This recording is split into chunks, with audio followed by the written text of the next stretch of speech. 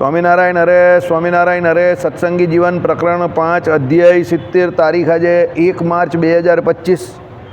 આ અધ્યાયને વિશે આખા સત્સંગી જીવનની સંક્ષિપ્તમાં કથા ભગવાન શ્રી હરિની સંભળાઈ રહ્યા છે। કાલે આપણે જોયું કે ભાઈ પુરાણનો અને શ્રીમદ ભાગવતનો મહિમા ભગવાને જે વિશેષપણે કયો એની ચર્ચા થઈ। તે પછી સારંગપુરમાં જન્માષ્ટમીનો મહોત્સવ કર્યો। સારંગપુરમાં ભગવાને ઘણા બધા ઉત્સવો કરેલા છે, બરાબર। જન્માષ્ટમીનો મહોત્સવ પણ કરેલો છે, બરાબર। ભગવાને સારંગપુરમાં ઘણા બધા ઉત્સવ કરેલા છે। વડતાલમાં પણ ઘણા બધા ઉત્સવ કરેલા છે। વડતાલમાં પેલા હોજ છે ને, ત્યાં હોળીના પણ ઉત્સવ ભગવાને ફૂલડોલના કરેલા છે।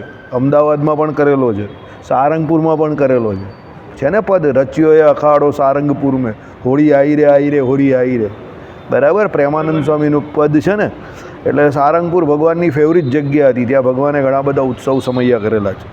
એ અનુરૂપ તે પછી ભગવાનનું નાગરકાપુરમાં ગમન અને પંચારા ગ્રામમાં ગમન થયું, બરાબર। પછી ત્યાંથી ભગવાન આ બાજુ નાગરકા તરફ નીકળ્યા, નાગરકાથી પંચાળા તરફ ભગવાન નીકળ્યા। પંચાળામાં ભગવાન જે રાસ રમેલા તે રાસ આજે પણ હરિભક્તો યાદ કરે છે, બરાબર। આખી રાત ભગવાન રાસ રમેલા એમ કહી તો ચાલે। સવારે એમ કહી કે બ્રહ્મ મુહૂર્ત સુધી રાસ ચાલેલો, બધા જ સંતોને બધા રમેલા। અને એ રાસ જે છે તે રાસ એટલે રાસ હતો। ભગવાને જે એમ કહી કે શ્રી કૃષ્ણ ભગવાન ગોપીઓ જોડે જે રાસ રમેલા એ પ્રમાણે સ્વામિનારાયણ ભગવાન સંતો જોડે રાસ રમ્યા। અને એ રાસ જે છે તે ભગવાનની અલૌકિક લીલા છે। આજે પણ એ પંચાળામાં જુઓ રે આજ સહેલીઓ, આજ સખીઓ સહેલીઓ રાસ રમે પંચાળામાં, શ્રીજી મહારાજ રાસ રમે એમ કરીને એ પંચાળાની જગ્યા છે, આજે પણ છે, પ્રસાદીની જગ્યા છે, બરાબર। હવે તો બધું આધુનિક થઈ ગયું, બાકી અમે લોકો ગયા હતા એ જગ્યા પર, બહુ વ્યવસ્થિત જગ્યા જ્યાં ભગવાન રાસ રમેલા। ત્યાં અમે 2-2.5 કલાક પડી રહેલા શાંતિથી, ભજન કીર્તનને આ બધું કરેલું, એટલે ચરિત્રોને આ તે, બરાબર। ચાલો, એટલે પંચાળામાં ગ્રામ ગમન થયું, ત્યાં દ્વૈતાદ્વૈત શ્રુતિના અર્થનો નિર્ણય કર્યો, બરાબર। પંચાળાના ઝીણાભાઈ હતા, તેમનું જ્ઞાનનું અંગ હતું। એટલે ભગવાને પંચાળામાં જ્યારે પણ આવેલા ત્યારે જ્ઞાન સંબંધી ઘણી બધી ચર્ચા કરેલી, બરાબર। દ્વૈતાદ્વૈત આ જે મત જે છે તેની વાત કરેલો છે, બરાબર। અદ્વૈત મત છે જગદગુરુ શંકરાચાર્યનો, રામાનુજાચાર્યનું વિશિષ્ટાદ્વૈત છે, બરાબર। માધવાચાર્યનો દ્વૈત મત છે, બરાબર। એ પ્રમાણે દ્વૈતાદ્વૈત, બરાબર। પછી આપણે છેલ્લે ચૈતન્ય મહાપ્રભુ જે છે એમનો અચિંત્ય ભેદાભેદ છે, વલ્ભાચાર્યનો શુદ્ધાદ્વૈત છે, એ બધા આવા બધા ઘણા બધા મત છે। આ બધા અલગ અલગ દર્શનો છે અને અલગ અલગ આચાર્યો જે જગદગુરુની પદવીને પામેલા છે, એમણે આ બધા મતો જે છે તે વ્યાસજીએ કરેલા। જે કોઈ એમ કહે કે બ્રહ્મસૂત્ર એટલે વ્યાસજીએ કરેલું, વ્યાસસૂત્ર નામનું સૌથી મોટો સાહિત્ય એટલે ગ્રંથ, જેમાં વ્યાસજીએ જીવના કલ્યાણ માટેના સૂત્રો બનાવેલા છે, એને પોતપોતાના મત અનુસાર આ બધા આચાર્યોએ એનું અનુવાદ કરેલું છે, બરાબર। જગદગુરુ શંકરાચાર્યએ અદ્વૈત મતને અનુસરીને કરેલું છે, બરાબર। અને એમાં એમને પાછા વેદોની બધી શ્રુતિઓનો સહારો લીધો છે। વેદોમાં 3 પ્રકારની શ્રુતિઓ આવે છે। અદ્વૈત શ્રુતિ આવે છે, જેને અભેદ શ્રુતિ કહેવામાં આવે છે, જેમાં જીવ અને પરમાત્માનું એકાત્મપણું બતાવેલું છે। પછી ભેદ શ્રુતિ આવે છે, એટલે એમાં જીવ અને પરમાત્મા અલગ અલગ બતાવેલા છે, બરાબર। અને છેલ્લી જે શ્રુતિ છે તે ઘટક શ્રુતિ છે, એટલે એમાં ભેદ અભેદ બંને આવે છે। વિશિષ્ટાદ્વૈત વેદાંત જે આપણું શ્રીજી મહારાજે સ્વીકારેલું છે રામાનુજાચાર્યનું, એમાં આ પ્રમાણે ભેદ અને અભેદ એટલે બંને, એટલે ઘટક શ્રુતિ જે છે એનું નિરૂપણ કરવામાં આવેલું છે। એટલે આ પ્રમાણે બધી જ્ઞાનની ઘણી બધી ચર્ચાઓ છે, તેની અહીંયા વાત કરેલી છે, કારણ કે પંચાળામાં ભગવાન પહોંચ્યા ત્યારે આ બધી ભગવાને વાત કરીએ।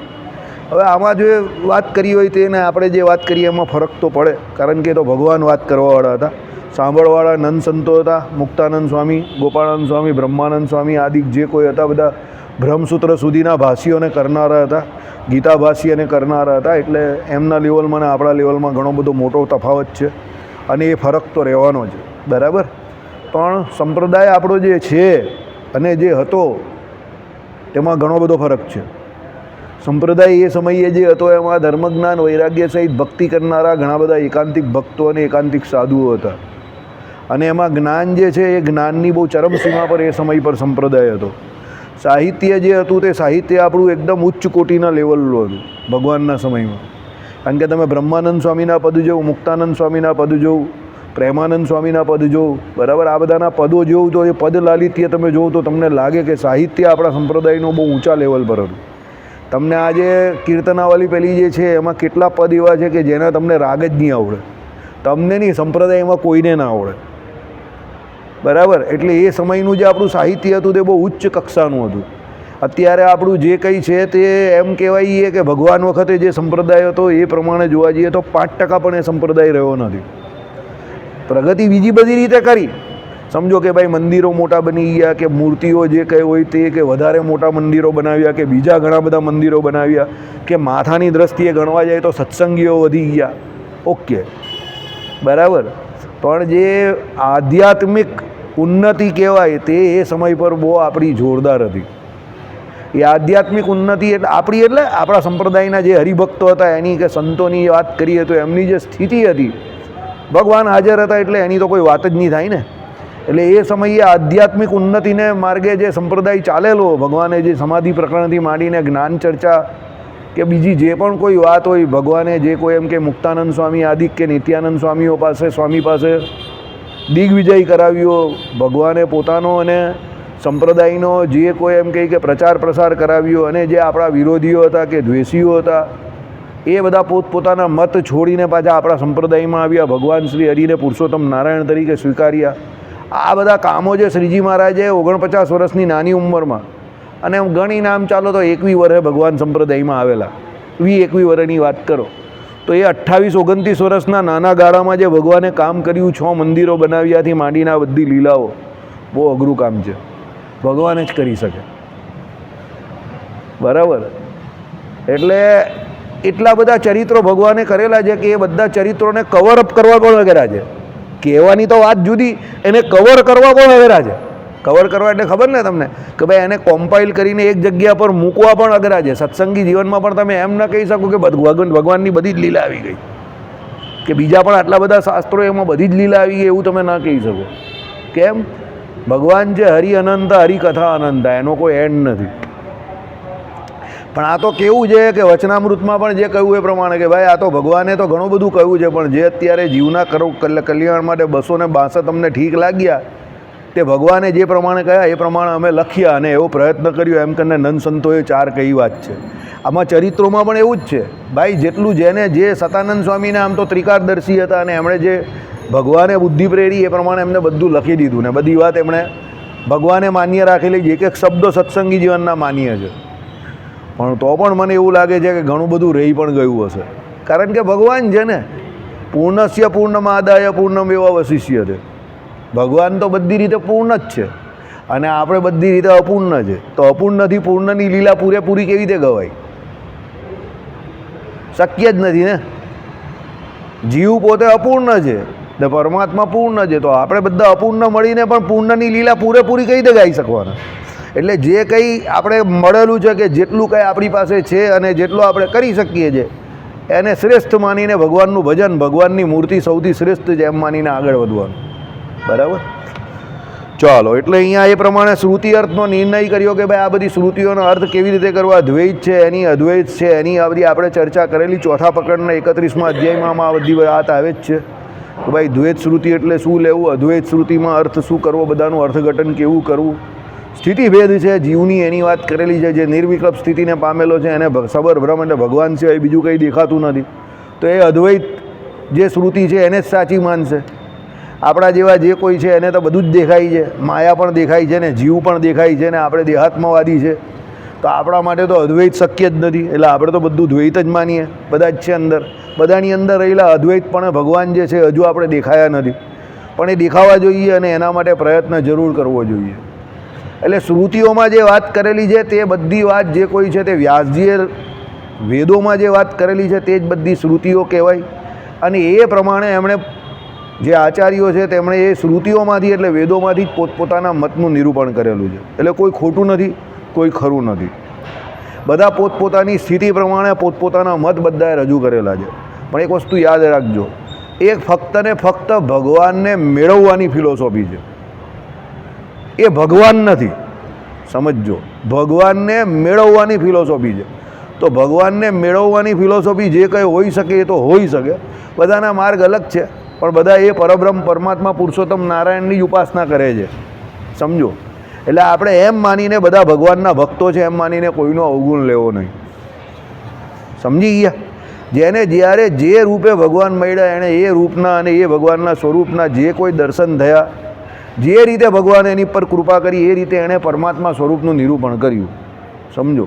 અને સૌથી મોટી વાત કે એ સમય જે હતો એ સમયને અનુસારે તેમણે તે મતનું નિરૂપણ કર્યું કે ભાઈ શંકરાચાર્ય વખતે જે નાસ્તિકો ભારતને વિશે ફેલાયેલા હતા એટલે એમણે અદ્વૈતની જ વાત કરી.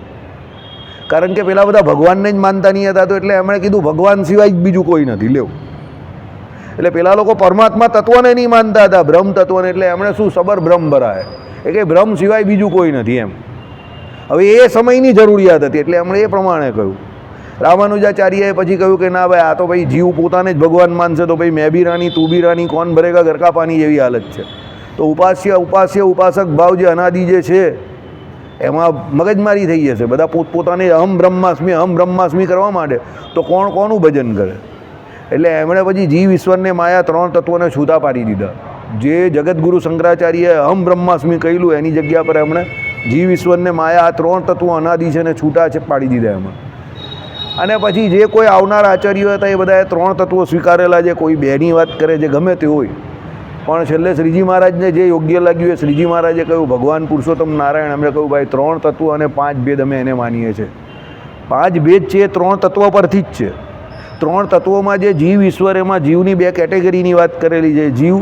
જીવ ઈશ્વરને માયામાં જીવ અલગ છે, ઈશ્વર એટલે ભગવાન કહેવાય છે, અને માયા તો માયા જ છે, અલગ તત્વ છે. એ પ્રમાણે પાંચ ભેદમાં ત્રણ વખત જે આવે છે ત્રણ ભેદ એ જીવની જ અલગ અલગ સ્થિતિની વાત કરેલી છે. બાકીના બે તત્વો જે છે પેલામાં જે છે તેમાં જે સેમ જ છે. બરાબર.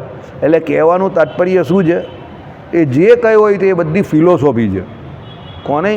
ભગવાનને ભજવાની ફિલોસોફી છે. એટલે એ બધાની જુદી જુદી હોઈ શકે. અહીંયાથી તમારે સ્ટેશન જવું હોય તો કોઈ અહીંયાથી જાય, કોઈ અહીંયાથી જાય. બરાબર. બધા અલગ અલગ રીતે જાય, પણ છેલ્લે ભેગા ક્યાં થવાના? બધા સ્ટેશન પર. એટલે એ વાત ભૂલવાની નહીં. માર્ગ ભલે બધાના અલગ અલગ હોય, પણ બધા જઈ રહેલા સ્ટેશન પર એમ માનીને જે કોઈ ભગવાનને ભજવાની રીત જેની જે હોય તે, પણ આપણે એ ભગવાનના ભક્ત છે એમ માનીને કોઈની જોડે કોઈ માથાકૂટ કરવી નહીં. તે પછી શ્રીનગર એટલે અમદાવાદમાં ભગવાને યથાવિધિ કરેલી નરનારાયણ દેવની પ્રતિષ્ઠા તથા ભુજનગરમાં કરેલી નરનારાયણ દેવની પ્રતિષ્ઠા કઈ. પહેલાં બંને ભગવાને મંદિર જે બનાવ્યા તે અમદાવાદ દેશમાં બનાવેલા. બરાબર. એક બનાવેલું પહેલું અમદાવાદમાં જ અને પછી ભુજમાં, અને બંને જગ્યા પર ભગવાને નરનારાયણ દેવની પ્રતિષ્ઠા કરેલી. સમજો. બરાબર. એના પછી જે આવે છે તે ભગવાને વૃત્તાલયપુરમાં ભગવાને કરેલી લક્ષ્મીનારાયણ દેવની પ્રતિષ્ઠા અને વૃત્તાલયમાં દ્વારકાધીશનું આગમન. સચ્ચિદાનંદ સ્વામી જે દ્વારકાધીશ એમને ઘણી બધી તકલીફો પડી એટલે દ્વારકાધીશને અહીંયા વડતાલ લઈ આવી, એ આખી કથા આવે છે. બરાબર. એટલે ભગવાને પહેલી બે નરનારાયણ દેવની સ્થાપના કરી, ત્રીજી કોની સ્થાપના કરી? લક્ષ્મીનારાયણ દેવની. એના પછી જે અત્યારે આપણે સામે આવે જે પ્રમાણે ધોલેરા અને જુનાગઢ અને છેક છેલ્લે પછી ગઢપુર એ આવશે આવે. તે પછી ત્રિયુગ શબ્દાર્થનું નિરૂપણ કર્યું. એ મુક્તાનંદ સ્વામીએ જે ત્રિયુગ શબ્દનું નિરૂપણ કર્યું તે બડોદાની સભાની અંદર એ ત્રિયુગ શબ્દનો અર્થ સમજાવ્યો, જે સામે અત્યારે આની આગલા પ્રકરણમાં આના આગલા અધ્યાયમાં જ ચાલતો હતો કે ભાઈ ત્રિયુગ એટલે શું? તો ત્રણ ગુણ જે ભગવાનના ટોટલ 6 ગુણ છે તે બબ્બે ગુણના જે જોડલા જે છે તેને ત્રિયુગ કહેવાય. જ્ઞાન, શક્તિ, બળ, વીર્ય, તેજ અને ઐશ્વર્ય. બરાબર. એમાં આપણે જે કહીએ છીએ ને, તમે જ્યારે આ તિલક ચાંદલો કરો છો ત્યારે બોલો છો ને ઓમ શ્રી વાસુદેવાય નમઃ, ઓમ શ્રી શંકરસણાય નમઃ, ઓમ શ્રી અનિરુદ્ધાય નમઃ, પ્રદ્યુમ્નાય નમઃ, અનિરુદ્ધાય નમઃ. તો એમાં જે પ્રદ્યુમ્ન, અનિરુદ્ધ અને શંકરસન એ બધા બબ્બે ગુણવાળા છે. એ લોકોએ જગતની ઉત્પત્તિ સ્થિતિને પ્રલય કરે છે એટલે બબ્બે ગુણને સ્વીકારેલા છે. વાસુદેવ ભગવાન એક એવા છે જેમણે 6 ગુણ એમનામાં પ્રદર્શન કરેલા છે. એમનામાં 6 ગુણ રહેલા છે. આમાં જે 3 ગુણ છે એટલે બબ્બે ગુણના જોડકાઓ છે. બરાબર. એટલે એનો મતલબ એવો નથી કે ભાઈ એનામાં નથી, પણ એમને જે ગુણ જ્યારે જે કામ કરવાનું છે એટલે એ 2 ગુણનો પ્રકાશ કરેલો છે. એટલે ત્રિયુગ શબ્દનો અર્થ એવો નથી કે ભગવાન 3 યુગમાં જ આવે. કયા? સતયુગ, દ્વાપર અને ત્રેતામાં, કે કળિયુગમાં ના આવે. યુગ્મનો અર્થ આવો કયો? જોડલા. બરાબર. એટલે પરમાત્માના એ પ્રમાણે વાત કરેલી છે. એટલે ત્રિયુગનો આવો અને બીજા પણ ઘણા બધા અર્થો કરેલા છે. એ ચોથા પ્રકરણની અંદર એ વાત કરેલી છે. જેને વિશેષ જાણવું હોય તે જાણી લઈ. આપણી યુટ્યુબ પર કથા જે છે અહીંયાની એમાં પણ એ મળી જશે તમને. બરાબર. મુક્તાનંદ સ્વામીની બરોડાની સભા એને વિશે ત્રિયુગ શબ્દનો અર્થઘટન એમણે કરેલું છે. મતલબમાં ટૂંકમાં એક સાર સીધો કે ત્રિયુગ શબ્દનો અર્થ એવો નહીં થતો કે ભગવાનનો અર્થ 3 યુગમાં જ થાય. એ સમજવાનું છે. બરાબર. ચાલો. તે પછી ભગવાને કરેલો દત્તપુત્ર સ્વીકાર, એટલે ભગવાને જે એમના ભાઈ જે રામપ્રતાપભાઈ અને ઈચ્છારામભાઈ એમના જે બે પુત્રો એમને પોતાના દત્તક પુત્ર તરીકે સ્વીકાર્યા અને આચાર્યના પદનું સ્થાપન કર્યું. વડતાલ વિશે, ધર્મકુંડને વિશે આ ગાદીની સ્થાપના કરી, લક્ષ્મીનારાયણ દેવની ગાદી અને નંદનારાયણ દેવની ગાદી, અને એમાં ધર્મકુંડના જે આચાર્ય એમની સ્થાપના કરી. અહીંયા ધર્મકુળ વિશેષ છે કે ભાઈ પોતાના ઘરના જે ધર્મકુળ જે છે તે ધર્મકુળ શ્રેષ્ઠ કુળ છે, એટલા માટે એમના કુળના જ આચાર્ય લેવાય અને એ જ સંપ્રદાયના ગુરુ છે. ધર્મ પાળે એ ધર્મકુળ નહીં, અને એ જ સંપ્રદાયના ગુરુ છે બંનેના, ત્યાગી ગૃહી બંનેના. એવું નહીં કે ગૃહીના જ એકલા, ત્યાગીના નહીં એવું નહીં, ત્યાગીના પણ ગુરુ એ જ. ત્યાગીને પણ જ્યાં સુધી આપણા ઉદ્ધવ સંપ્રદાયમાં આચાર્ય મહારાજ દીક્ષા નહીં આપે ત્યાં સુધી એ સાધુ ના કહેવાય, સમજજો. એટલે ત્યાગીના અને ગૃહીના બંનેના ગુરુ એ આચાર્ય મહારાજ છે, બરાબર. કોઈ એવું કહે કે ભાઈ ત્યાગીના જે ગુરુ છે તે આચાર્ય ગ્રહસ્થ હોવા છતાં કેવી રીતે હોઈ શકે? તો પૂર્વે આવી બધી ઘણી ઘટનાઓ બનેલી છે કે ગ્રહસ્થાશ્રમમાં આચાર્ય પદનું સ્થાપન થયેલું હોય. સુખદેવજીની વાત કરો તો સુખદેવજી પોતે કેવા હતા? ત્યાગી હતા ને. તો જનક રાજાને એમને એમના ગુરુ બનાવેલા, તો જનકજી કેવા હતા? ગ્રહસ્થ હતા. એટલે એવા ઘણા બધા ઉદાહરણ છે, બરાબર. અને પંચરાત્ર જે ખરું એ પંચરાત્ર ઉપરથી આપણો જે આખો દીક્ષા વિધિ જે કંઈ કયો છે તે છે. આપણી જે ત્યાગીની દીક્ષા જે છે, પરમહંસની દીક્ષા જે આપવામાં આવે છે તે, અને આપણે પણ જે કોઈ સવારે પૂજા વિધિ કરીએ છીએ, મંત્ર જાપ કરીએ છીએ, આ બધું પંચરાત્રમાં આ બધો વિધિ કયો છે, બરાબર. પંચરાત્રમાં ભગવાનના 5 રૂપનું વર્ણન છે: પર, વ્યૂ, વિભવ, અર્ચા અને અંતર્યામ. અને એ પંચરાત્રમાં જ આ બધી વિધિઓ બતાવેલી છે. જો હવે પંચરાત્ર શાસ્ત્ર અલગ છે અને પંચતંત્ર શાસ્ત્ર અલગ છે.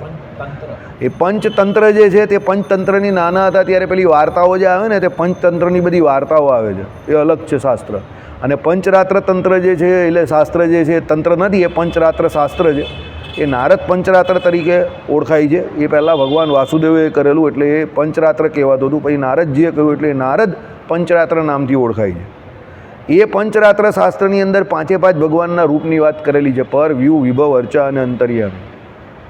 અને તમે જો આખો સંપ્રદાય આપણો જે ચાલે છે તે આ 5 રૂપ પર જ ચાલે છે. પર રૂપ એટલે ભગવાનનું જે અક્ષરધામમાં મૂળ રૂપ જે છે તે, બરાબર. પર પછી વ્યૂ, તો વ્યૂ કયું? તો ચતુર્વ્યૂહ જે કંઈ ગયા: વાસુદેવ, શંકરસન, અનિરુદ્ધ અને પ્રદ્યુમ્ન. સૃષ્ટિ પ્રકરણમાં આ 4 જોડાયેલા છે. વિભવ એટલે કેશવાદી 24 જે કોઈ એમ કહી કે અવતારો ભગવાનના કયા તે. પછી એના પછી આવે છે શું? અર્ચા. એટલે આ બધી ભગવાને મૂર્તિની લક્ષ્મીનારાયણ દેવ, નરનારાયણ દેવ આદિ જે મૂર્તિઓની સ્થાપના કરી તે અર્ચા. અને છેલ્લે અંતર્યામી, જીવ પ્રત્યે જે ભગવાન અંતર્યામી પણ રહ્યા અને સર્વ કર્મ ફળપ્રદાતા છે તે. હવે તમે જો લક્ષ્મીનારાયણ દેવ જે વડતાલમાં જે મૂર્તિની ભગવાને સ્થાપના કરી એ પરરૂપ છે, અક્ષરધામસ્થ રૂપ છે. કેવી રીતે? તો તમે વચનામૃતનો પડથારો વાંચો. શ્રી ગોલોક મધ્યે શ્રી અક્ષરધામ, એમાં ભગવાન પોતે બિરાજમાન છે. શીતળ શ્યામ રે તેજની ઉપમા નવ દેવાય. રાધિકાજી અને લક્ષ્મીજીએ સેવેલા, એટલે અક્ષરધામનું રૂપ છે. વામે યસ્ય સ્થિતારાધા શ્રીશ્ચ યસ્યાસ્તિ વક્ષસી વૃંદાવન વિહારમ તમ શ્રી કૃષ્ણ મૃદિ ચિંતયે. બરાબર. શિક્ષાપત્રીનો પહેલો શ્લોક. રાધિકાજી અને લક્ષ્મીજી બંનેની વાત કરેલી છે. ડાબા પડખાને વિશે આ રહ્યા, આને વિશે આ રહ્યા, એમ કરીને આખો શ્લોક છે.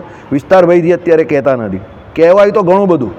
આ બધી જે એક વાત આવે છે ને તેમાં આખા દિવસ નીકળી જાય એટલી બધી વાત છે. તત્વજ્ઞાન એટલું બધું રહેલું છે એમાં. હવે એ બધું કહીએ તો સત્સંગી જીવનની પાછી કથા શરૂ થઈ જાય તમારી, બરાબર.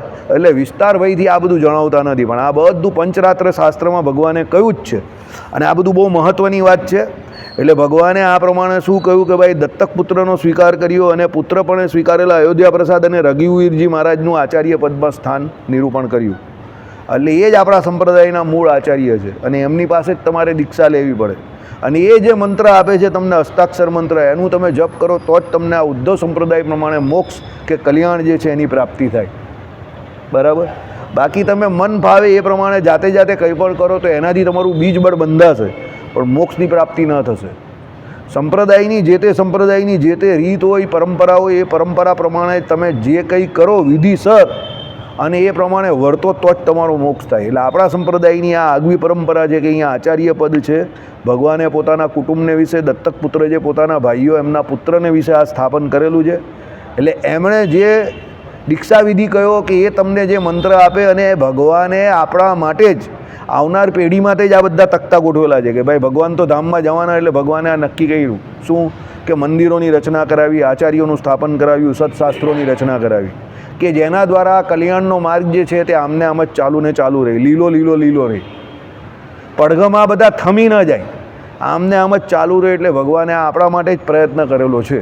આ મોટા મોટા મંદિરો, મોટા મોટા સભા મંડપો, આ બધી સભાઓ જે થાય છે અત્યારે પોસિબલ છે તે કોને કારણે?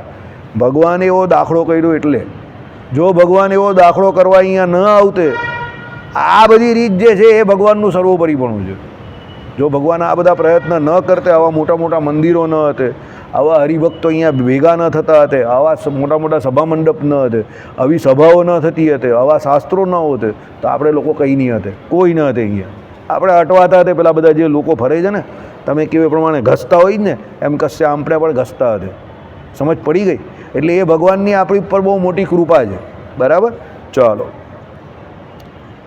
તે પછી વટપતનમાં મુનિમંદર સહિત શ્રી હરિનું ગમન આવી ગયું. વટપતનમાં, વટપતન એટલે ખબર ને તમને? બરોડા. બરાબર? ભગવાનનું બહુ જોરદાર સ્વાગત કરેલું સયાજીરાવ ગાયકવાડે. પધારે વટપતન સ્વામી, પધારે વટપતન સ્વામી એમ કરીને આખું બહુ મોટું પદ છે. બરાબર?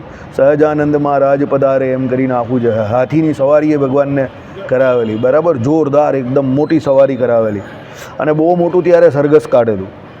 સયાજીરાવ રાજાએ કરેલું શ્રી હરિનું અતિશય સન્માન અને શિક્ષાપત્રીનું લેખન કર્યું. સયાજીરાવ ગાયકવાડ જે રાજા હતા, સામે આવે છે એ પ્રમાણે ભગવાને એમની આશીર્વાદ આપેલો કે ભાઈ સામાન્ય રીતે રાજા મહારાજા જે કંઈ હોય છે એ શું કરે છે? વિષય ભોગ પાછળ જ જિંદગી કાઢે છે. પણ તમારી વૃત્તિ જે છે તે સારી વૃત્તિ છે, ધર્મને વિશે તમને નિષ્ઠા છે, કલ્યાણનો તમને ખપ છે, એટલે તમારી વૃત્તિ આ પ્રમાણે સંતોના આગમન કે ભાઈ તમારા કલ્યાણ માટે કે ધર્મ વિશે તમને આટલી જાણકારી મેળવવાની જે કોઈ જિજ્ઞાસા વૃત્તિ જે છે એ તમે તમારા જે કોઈ સંસ્કાર બળ એને કારણે છે. એમ કરીને ભગવાનની એમની ઉપર બહુ કૃપા હતી. અને સયાજીરાવ ગાયકવાડ પણ ભગવાનને બોલાવેલા, વાત્ય ગાત્ય એમનું સ્વાગત કરેલું મુક્તાનંદ સ્વામીને લઈને કે ભાઈ મુક્તાનંદ સ્વામીની જે આભા અને મુક્તાનંદ સ્વામીએ જે બરોડામાં સભા કરી, અને એ મુક્તાનંદ સ્વામીને જોઈને પછી સયાજીરાવ ગાયકવાડને થયું કે જો જેના સાધુ આટલા પાવરફુલ હોય તો એ પોતે કેવા હશે. બરાબર? એટલે આપણા નંદ સંતો તે સમયના જે કોઈ હતા તે બધા એકદમ એ ગ્રેડ હતા, એકદમ સ્ટાન્ડર્ડ હતા. સમજો, પહેલાં આવીને રોહિત શર્મા રમે ને ધડાધર 20-30 બોલમાં જ 50-60 રન મારી દે, એટલે પછી વિરાટ કોહલીએ 50 ઓવર રમીને મેચ પૂરી જ કરવાની હોય. સમજી જાઓ. એટલે આ બધું બેઝમેન્ટ આ પ્રમાણે ત્યારથી આ કામ ચાલતું જ આવે છે. બરાબર? ચાલો, અનંતર અમદાવાદમાં ભગવાને કરેલો પુષ્પ દોલોત્સવ આવશે. હવે પુષ્પ દોલોત્સવની તિથિ આવે છે, ધૂળેટી. બરાબર? એટલે ભગવાને અમદાવાદમાં એ પુષ્પ દોલોત્સવ કરેલો. નરનારાયણ દેવનું પ્રાગટ્ય જે કહ્યું ને તે પછી શ્રી હરિનું ભાલ પ્રદેશમાં પધારવું. ભાલ પ્રદેશ આ બાજુનો જે તમારો વડતાલની આ બાજુનો ભાલ પ્રદેશ.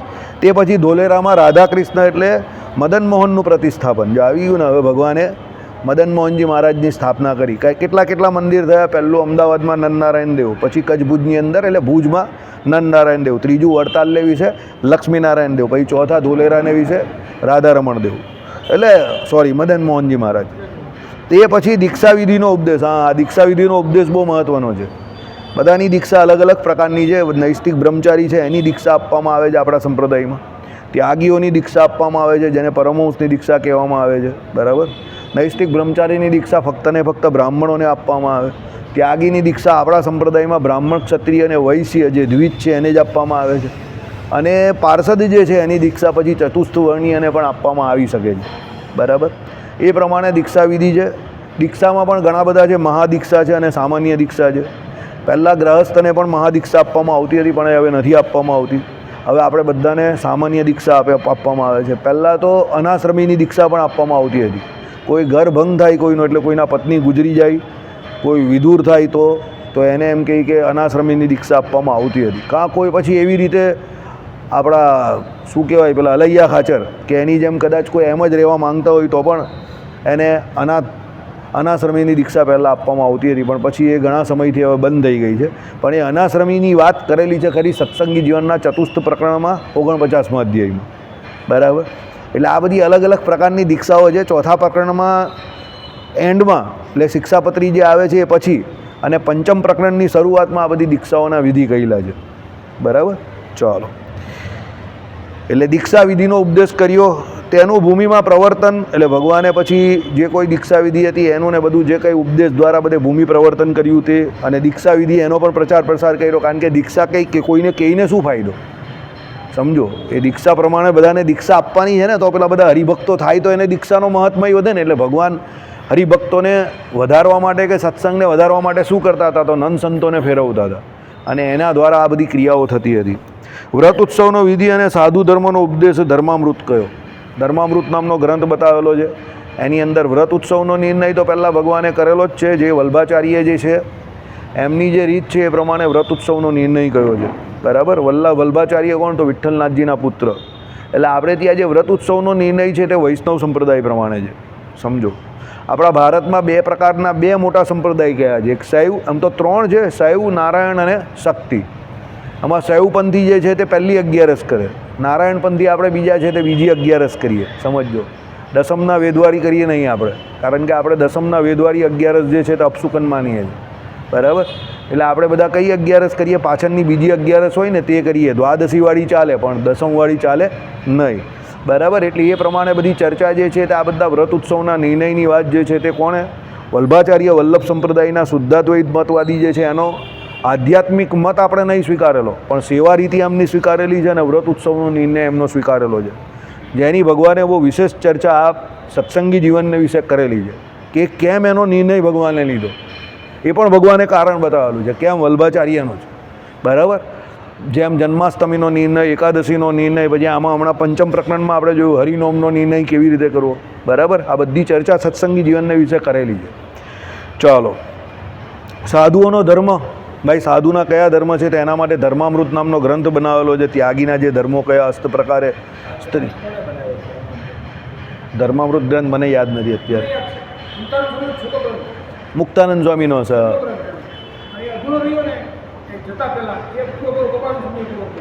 બરાબર. મેં વાંચેલું જ ખરું ધર્મામૃત. આટલી નાની ચોપડી છે, બહુ નાની છે.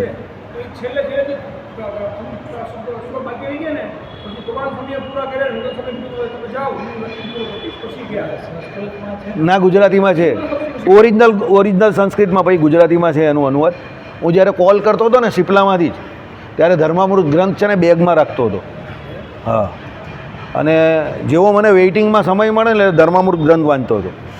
આ કેસી શાહ છે, આ બધામાં કલાકના સાંજે વેઇટિંગ આવે ને, એટલે હું બેઠો ધર્મામૃત વાંચ્યા કરતો હતો. મારું આખું ધર્મામૃત મેં ત્યાં જ વાંચેલું, વેઇટિંગમાં જ વાંચ્યું.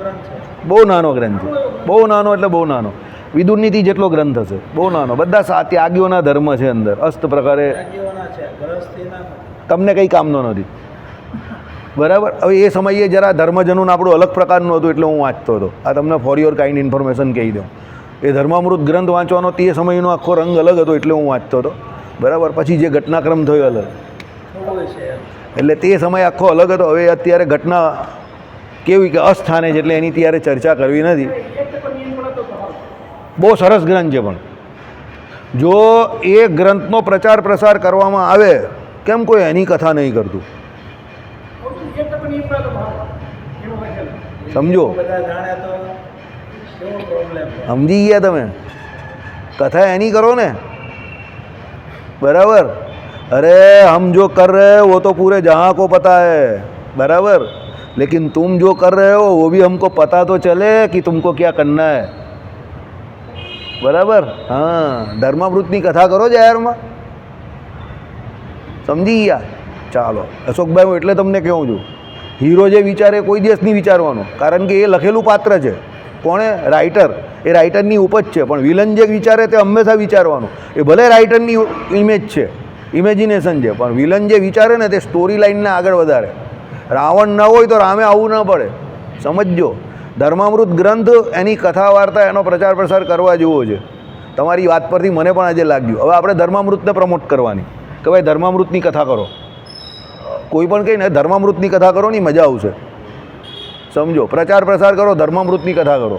અમારે સાંભળવી છે ભાઈ, બરાબર. જય સ્વામિનારાયણ. ચલો, જય સ્વામિનારાયણ, જય સ્વામિનારાયણ. તે અરે આપણે કરવું હોય તો આપણે કરી શકીએ છે. આપણે આઈ ડોન્ટ માઇન્ડ. રવિવારની સભામાં આપણું આ ગીતા પૂરું થાય તો ધર્મામૃત કરી શકીએ જ આપણે. બરાબર છે. ચાલો, તે બહુ સરળ ભાષામાં છે, એકદમ સાદી ગુજરાતીમાં છે,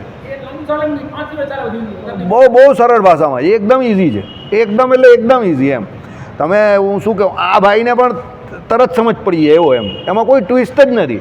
અને બધી આજ્ઞાઓ એટલી સરળતાથી લખેલી છે ને એટલી ઇઝી છે કે કોઈ એમ ન કહી શકે કે મને એમાં સમજ નહીં પડી. એમ બહુ સરળ છે, એકદમ સરળ. ચાલો, એક ડૉક્ટરે મારી બેગમાંથી જોઈ લો ને એ સમયે મારી બેગ હું આમ ઓચિંતો હવે અંદર ગયો ને પેલું કંઈક સેમ્પલ કાઢતો હતો ને ધર્મામૃત બહાર આવી ગયો. મને કે આ શું વાંચે તું? એને મારા હાથમાંથી લઈ જો આ કે બહુ બધું વાંચે તું, એમ કહી તું કંઈ બાવો બાવો નહીં થઈ ગયો ને? મને પેલો કે હું નાના સાહેબ, આ તો ખાલી આમ જ વાંચું છું. બરાબર, બાવો બાવો નહીં થતો એમ કહી. બરાબર, આમાં મજા નથી મને કહી કે એ જાણતા હતા. એ મારો મિત્ર, મારા ખાસ આમ તો મિત્ર જેવો સંબંધ હતો, અત્યારે હયાત નથી, ધરમસિંહ પટેલ, ડૉક્ટર ડીવી પટેલ. ઇન્ટેલિજન્ટ માણસ, એમ જે મેં મારી લાઈફમાં ઇન્ટેલિજન્ટ લોકો જોયા એમાં વન ઓફ ધેમ. 2% 2% હિમોગ્લોબિન પર એ માણસ છેલ્લી ઘડીએ પેશન્ટને એડમિટ કરીને કરી નાખે ડિલિવરી. એમ કેન્સર થયેલું, બહુ બ્રિલિયન્ટ ગાયનેકોલોજીસ્ટ, એમડી હતા એ કદાચ, એ વોઝ એમડી કદાચ, મારા ખ્યાલથી અમદાવાદમાં ભણેલા હતા, એમડી હતા એ. અને બહુ નાની એજ, 51ની ઉંમરમાં જ, કાળા ને ઊંચા. એ તમને ઓળખતા હતા કદાચ, તમને ઓળખતા હતા. મારી જોડે, અમારી જોડે બહુ સારો સંબંધ, અત્યારી જોડે બહુ સારો સંબંધ. મારે એમને પછી એના ઘરે ખરખરો કરવા પણ હું ગયેલો, એમના બંગલે એ ગયેલા પછી. બરાબર, એ મને ના પાડતા હતા, સાધુ નહીં બનતા એમ કે, કારણ કે એ નંદનારાયણ દેવની બહુ નજીક હતા. એ જ્યારે અમદાવાદ કોલેજમાં ભણતા હતા ને, તો he use to visit our temple, એમ આપણું મંદિર. તો એને બધી તે સમયથી ખબર હતી. તો મને કહી કે એ કામ નહીં કરતા, બાકી બધું કરજે મને કહી. ચાલો, એ વાત અત્યારે અસ્થાને છે, આપણે આગળ જઈએ. ઓકે, તે અમુક વખતે શું થઈ જાય કે આ બધું જે જીવનમાં બનેલી ઘટના હોય ને તે જોડાઈ જાય. જ્ઞાન, ઉપદેશ અને સાંખ્ય શાસ્ત્રાર્થનું નિરૂપણ કર્યું એ રીતે ચતુર્થ પ્રકરણનો અનુક્રમ છે. જ્ઞાનનો આખો ઉપદેશ, જે આપણે હમણાં જે ચર્ચા કરી તે બધી જ્ઞાનની જ ચર્ચા હતી ને, જીવ, ઈશ્વર, માયા, બ્રહ્મ અને પરબ્રહ્મ. પછી આપણે સાંખ્ય યોગની વાત, આના પછી આમાં જે કરી તે પ્રમાણે હમણાં જ આપણે સભાની અંદર પણ સાંખ્યશાસ્ત્રની ઘણી બધી ચર્ચા કરેલી, શેશ્વર સાંખ્યની વાત કરેલી. ને આમાં જે પ્રમાણે આવ્યું એ પ્રમાણે કે ભાઈ સાંખ્યશાસ્ત્ર જે ખરું જે છે તે તો શેશ્વર જ છે. કપિલ ભગવાનનું જે શ્રીમદ ભાગવતમાં છે એ પણ શેશ્વર સાંખ્ય છે. શેશ્વર એટલે શું? ભગવાનની મૂર્તિના અનુસંધાનવાળું, એટલે શેશ્વર, અને એ જ ખરું છે. આ નિરીશ્વર જે વાદને માનનારા જે છે, જેમાં ઈશ્વર તત્વનું નિરૂપણ નથી, એ તો આધુનિક સાંખ્ય છે, જેને કપિલ ભગવાનના સાંખ્યશાસ્ત્ર જોડે કોઈ લેવા દેવા નથી.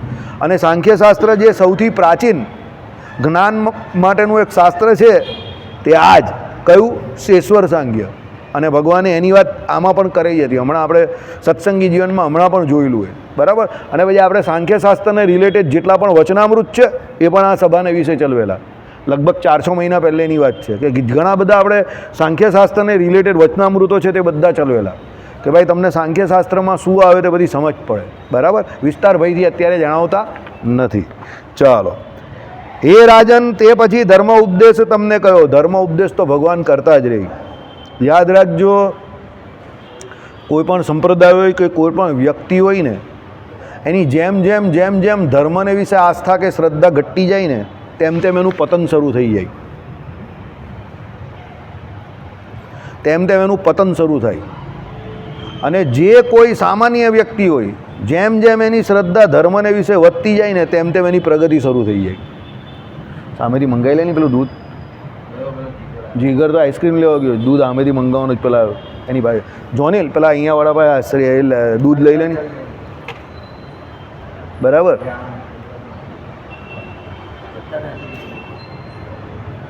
એટલે જે કોઈ શ્રદ્ધાનો વિષય જે છે તે ધર્મ છે. પછી તું પણ અંદર ચાલ્યો છે આ લોકો હા ને દૂધ લઈને પછી. બરાબર. શ્રદ્ધાનો વિષય જે છે તે ધર્મ એમાં મુખ્યપણે આવે છે, કારણ કે જ્યાં સુધી તમને ધર્મ વિષયક બાબતમાં શ્રદ્ધા ન થાય ત્યાં સુધી તમને જ્ઞાન જે છે તે પ્રગટ થવાનું નથી. યાદ રાખજો. પછી જે જ્ઞાન વિષયક તમને જે કોઈ પ્રકટતા થશે, પછી જ તમને વૈરાગ્ય થશે જગતને વિશે, અને પછી ભગવાનને વિશે ભક્તિ થશે. જો અત્યારે આપણે જે કરીએ છીએ ને, આપણી ભક્તિ જે છે ને તે દેહાત્મક ભાવથી કરેલી ભક્તિ છે. આ ભક્તિ અત્યારે જે છે ને તે પ્રાકૃત ભક્તો જે કોઈ કરે એવી ભક્તિ છે. આનાથી બીજ બળ બંધાય. જ્યારે ભક્તિની હકીકતમાં વ્યાખ્યા જે કહી તે નિજાત્માનમ બ્રહ્મરૂપમ દેહત્રય વિલક્ષણમ, એટલે 3 દેહથી પર થઈને ભગવાનનું ભજન જે જીવ કરે, વિભાવ્ય તેના કર્તવ્ય ભક્તિય કૃષ્ણસ્ય સર્વદા. એ 3 શું કહેવાય, તમારી જાગ્રત, સ્વપ્ન અને સુષુપ્તિ, સત્વરજ અને તમે 3 ગુણ અને સ્થૂળ સૂક્ષ્મને કારણ આ 3 દેહ જે છે એનાથી પર થઈને બ્રહ્મરૂપની ભાવના કરીને તમારે ભગવાનની જે ભક્તિ કરવાની છે, ભજન કરવાનું છે, એ તમને કલ્યાણ આપનારું કે મોક્ષ આપનારું થાય છે. એટલે ધર્મ વિષયક બાબતમાં પહેલાં દ્રઢતા હોવી બહુ જરૂરી છે. જેટલી ધર્મ વિષયક બાબતમાં તમને દ્રઢતા ઓછી, એટલી જ્ઞાન વિષયક બાબતમાં પણ ઓછી થશે, એટલી વૈરાગ્ય વિષયક બાબતમાં પણ ઓછી થશે, અને એટલી જ તમને ભક્તિમાં પણ કાચપ રહેશે. તમે જોઈ લો, આ સભામાં જ જોઈ લો, અમે છેલ્લા 35 વર્ષથી જોતા આવેલા છે.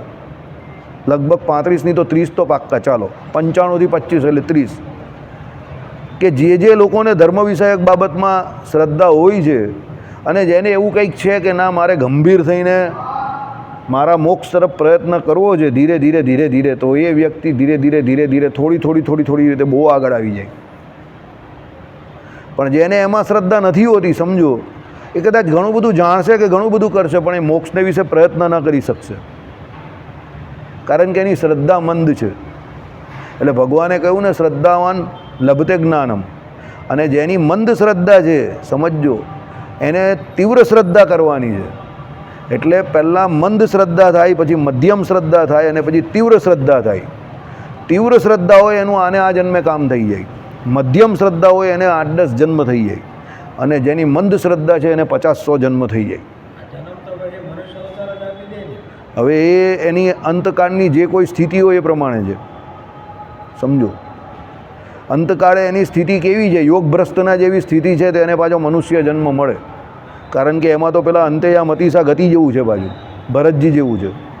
મૃગલીને વિશે એ જ થયું, તો મૃગલીનો જન્મ થયો, પણ પાછી મૃગલીમાંથી એ 184માં નહીં ગયા, કારણ કે એને ભગવાનના સ્વરૂપનું ને પોતાના સ્વરૂપનું જ્ઞાન હતું, એટલે પછી પાછા મનુષ્ય થઈ ગયા, સમજો. એટલે કહેવાનું તાત્પર્ય એવું છે કે ભાઈ જેમ બને તેમ વધારે જાગ્રત રહીને ભગવાનનું ભજન કરવામાં અને પોતાના સ્વરૂપને ઓળખીને ભગવાનના સ્વરૂપને ઓળખીને ભજન કરવામાં મજા છે. બરાબર, ચાલો.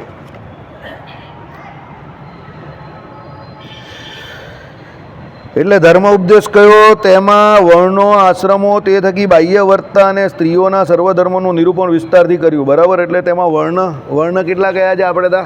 4 વર્ણ છે, બ્રાહ્મણ, ક્ષત્રિય, વૈશ્ય અને શૂદ્ર. 4 વર્ણની જેટલા 12 છે તે બધા વર્ણાશ્રમના ધર્મની બહાર જાય. પછી અંત્ય જ આવે કે પછી બધા વર્ણશંકર આવે કે જે કંઈ આવે તે, બરાબર. પણ મુખ્ય જે છે તે આ 4 વર્ણો જે છે તે આપણા શાસ્ત્રોમાં કયા એ પ્રમાણે આ 4 વર્ણો છે, અને હિન્દુ જે આપણી સનાતન પરંપરા છે એ પ્રમાણે આ 4 વર્ણો જ આવે છે. શૂદ્ર પણ આપણા વર્ણોમાં જ આવે છે. શૂદ્રને પણ મોક્ષનો પૂરેપૂરો અધિકાર છે, સમજજો. મોક્ષનો અધિકાર બધાને જ છે આમ તો, બ્રાહ્મણ, ક્ષત્રિય, વૈશ્ય અને શૂદ્ર, સમજી ગયા? આ 4 વર્ણો છે. એના પછી આવે તમને 4 આશ્રમો. બરાબર, પહેલો આશ્રમ કયો આવે? બ્રહ્મચર્ય આશ્રમ. બ્રહ્મચર્ય આશ્રમમાં શું કરવાનું છે? ગુરુ પાસે જવાનું છે, વેદ ભણવાના છે. પહેલાં તો 16 સંસ્કારમાંથી તમારે જે જનોઈ સંસ્કાર કરો એ પછી તમારે એમ કહી કે વેદ ભણવાનો તમને અધિકાર પ્રાપ્ત થાય, અને આ વેદ ભણીને પછી તમને જે કંઈ જ્ઞાન પ્રાપ્ત થાય એ પછી તમારે નક્કી કરવાનું છે કે હવે આ જ્ઞાન પ્રાપ્તિ થઈ તો ભગવાનનું ભજન કરીને આ મનુષ્ય જન્મે ભગવાનને પ્રાપ્ત કરી લેવા છે, કે પછી જો વૈરાગ્ય ન હોય તો પછી એ ગ્રહસ્થાશ્રમમાં બીજા જાય. એટલે કહેવાનો મતલબ શું છે? પહેલાં ગ્રહસ્થાશ્રમ છે એનું અમને એમાં કામ નથી. પહેલાં બ્રહ્મચર્યાશ્રમ છે, પછી ગ્રહસ્થાશ્રમ છે. એના પછી તમારો ત્રીજો જે છે તે ગ્રહસ્થાશ્રમમાં જીવે જે કોઈ ભોગવા છે એ લસરકા એને પડી ગયેલા છે, એના પાસ બંધાઈ ગયેલા છે, એટલે એને તપ કરવાનું છે. વાનપ્રસ્થાશ્રમ. વાનપ્રસ્થાશ્રમમાં વનમાં જવાનું છે, કુટીર બાંધીને રહેવાનું છે, ઝૂંપડી બાંધીને, બરાબર. અને પૂરેપૂરી તપશ્ચર્યાના, તપના પૂરેપૂરા નિયમોનું પાલન કરવાનું છે. વાનપ્રસ્થના ધર્મ સૌથી વધારે કડક છે, બરાબર. ઝૂંપડીમાં ફક્ત એણે જે એનો આનિક વિધિ અને ડેઇલી નિત્ય અને નૈમિતિક કર્મ કરવાના છે, એના જે સાધનો જે છે, ઉપકરણો જે છે, અગ્નિ આદિક જે કંઈ છે તે જ અંદર રાખવાના છે. એને બહાર સૂઈ જવાનું છે, તપ કરવાનું છે. ઝૂંપડીમાં સૂવાનું પણ નથી, વાનપ્રસ્થાશ્રમમાં. બીમાર પડી જાય કે એવું હોય તો પછી અંદર આરામ કરે તે વાત અલગ છે.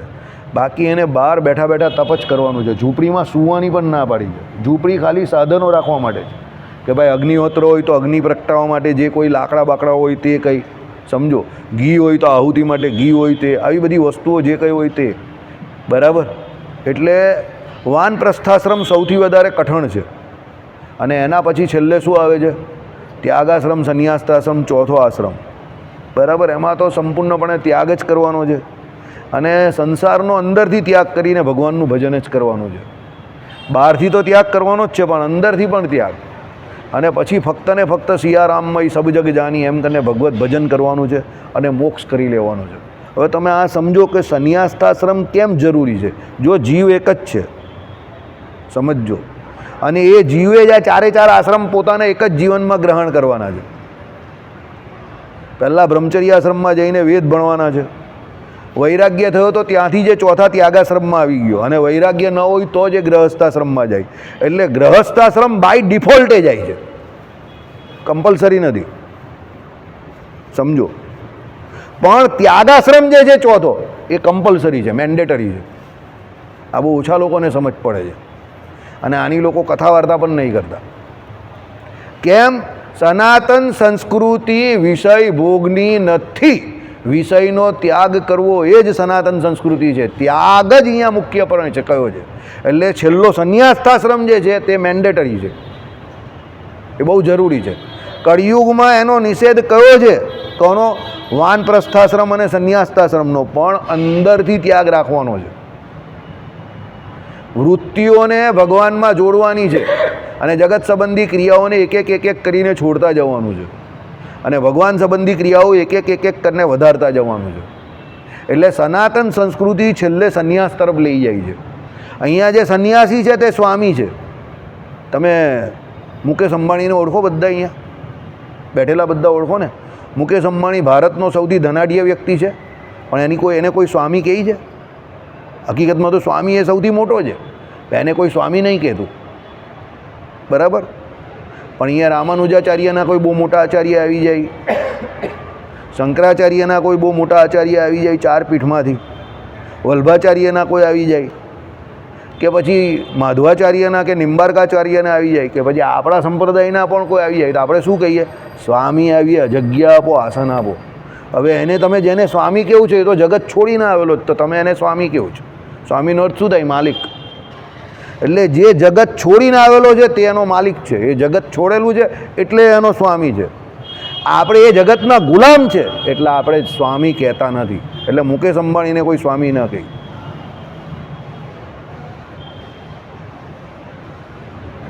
સમજી ગયા? બાકી માલિક તો સૌથી મોટો મુકેશ અંબાણી છે.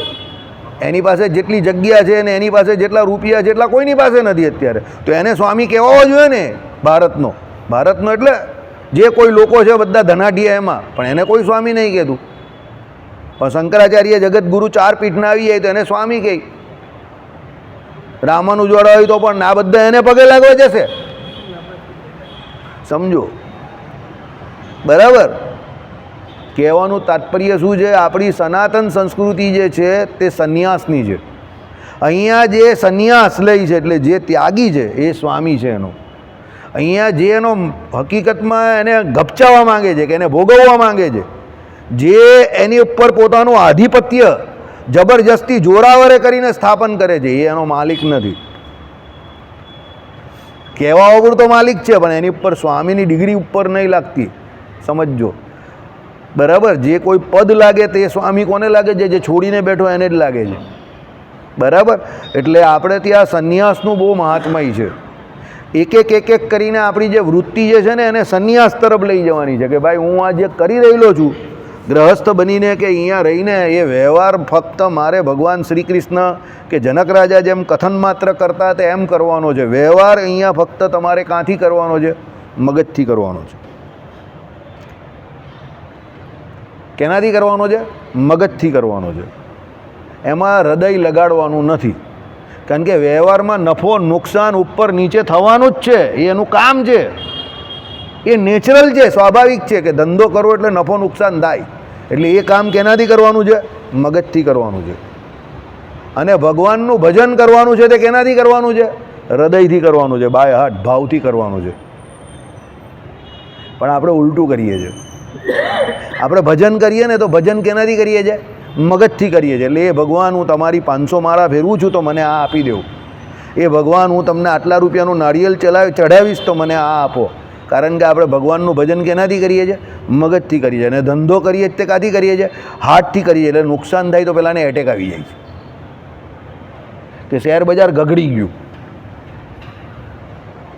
છેલ્લા 6 મહિનામાં 10% સેન્સેક્સ ઘટી ગયો, બરાબર, ધોવાઈ ગયું માર્કેટ. એમ આજના પેપરમાં સંદેશની હેડલાઇન જ છે, સમજો. એટલે બધાને ચાલુ થઈ ગયું, એટેક આવી ગયો. હું તો શરૂઆત છે. એવું તો મીન રાશિમાં જવા દે, મજા આવી જશે, ધનાધની થઈ જવાની છે. ટ્રમ્પ જોની રોજ જેલેસ્કીને રડાવવાનો જ બાકી હતો. આજે વ્હાઇટ હાઉસમાંથી વિલે મોડે બહાર કાઢ્યો એને, બરાબર. તમાચો નહીં માર્યો, એટલી ખાલી પરિસ્થિતિ બચી ગઈ. બાકી ટ્રમ્પ એને તમાચો મારી દેશે જેલેસ્કીને, બરાબર, કે તું ત્રીજા વર્લ્ડ વોરના દરવાજા ખટખટાઈ રહેલો છે, એટલે મારે આઈ ડોન્ટ વોન્ટ ધીસ. ટ્રમ્પે એને કાઢી મૂક્યો, લટકતો મૂકી દીધો. કોને? જેલેસ્કીને.